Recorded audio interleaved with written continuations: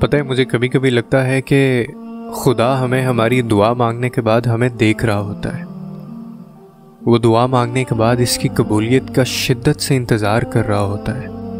وہ جانتا ہے کہ تم سوچ رہے ہو کہ اب تک میری دعا قبول نہیں ہوئی، اور وہ تمہاری بے چینی کو بخوبی دیکھ رہا ہے۔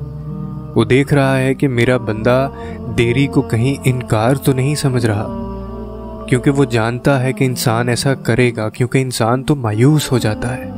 لیکن اللہ دیر بھی اسی کے لیے کر رہا ہوتا ہے تاکہ وہ ہمیں یہ بتا دے کہ دیری کا مطلب انکار نہیں ہوتا، بلکہ اس میں بھی اس کی مصلحت شامل ہوتی ہے، اور بے شک اللہ کی مصلحتیں صرف وہی بخوبی جانتا ہے۔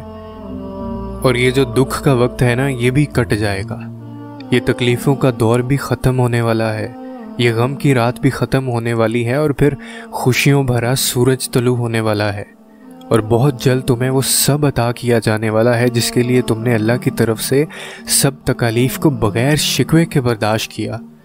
اور تمہارا تحفہ اتنا خوبصورت ہوگا کہ تم کہو گے کہ اے اللہ، تو نے تو میری اوقات سے بھی زیادہ مجھے نوازا ہے، اور بے شک اللہ خوب نوازنے اور دینے والا ہے، وہ بہت غنی ہے۔ اور یقین مانو، جب تم اس کی طرف سے آزمائش میں ڈالے جاتے ہو نا، تو وہ تمہیں اپنے لاڈلے بندوں میں شمار کرنا چاہتا ہے۔ وہ تمہارے دل میں اس یقین کو پختہ کر دینا چاہتا ہے کہ اس آزمائش میں بھی میرے رب کی مصلحت ہے۔ اور جب تمہارا یقین پختہ ہو جاتا ہے نا، تو پھر تمہیں آزمائشوں سے خوف نہیں آتا، پھر تمہیں کسی بات کا ملال نہیں ہوتا، پھر تم اس کی رضاؤں میں راضی ہونے لگتے ہو، اور جانتے ہو تمہارا رب اس بات پر کتنا خوش ہوتا ہے۔ اور جب وہ تمہارا اتنا پختہ یقین دیکھتا ہے نا، تو تمہاری خواہشات کو بھی پورا کرتا ہے اور تمہیں اپنے قریب کر لیتا ہے۔